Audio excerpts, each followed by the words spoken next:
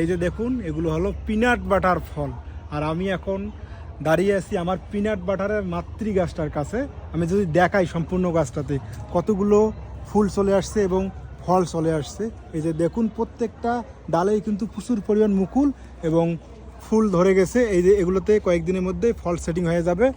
আর এর পাশে আমি দেখাই, এই যে দেখুন, এগুলো ফুলগুলো ফুটে গেছে এবং নিচে কিন্তু পাকা ফল আছে। 12 মাসি ফল 12 মাসেই হয়ে থাকে, এই কারণে 12 মাসেই ফল পাওয়া যায়। কয়েকদিন আগে আমরা এই ফল হারভেস্ট করছি, কিন্তু এখন আবার নতুন করে ধরছে। এই যে দেখুন কতগুলো ফল চলে আসছে। ব্যতিক্রম এই স্বাদের ফল। আমরা সাধারণত টক মিষ্টি এগুলো স্বাদের নাম জানি, কিন্তু পিনাট বাটার এই যে দেখুন কত সুন্দর করে পেকে যাচ্ছে। এখনও সম্পূর্ণ পাকেনি, এটা সম্পূর্ণ হলুদ কালার হয়ে যাবে এবং নরম হয়ে যাবে। এখন যে অবস্থায় আছে এই অবস্থায় খাওয়া যেতে পারে। আমি এটার স্বাদ পরখ করবো দর্শক। এই যে দেখুন, যে সুন্দর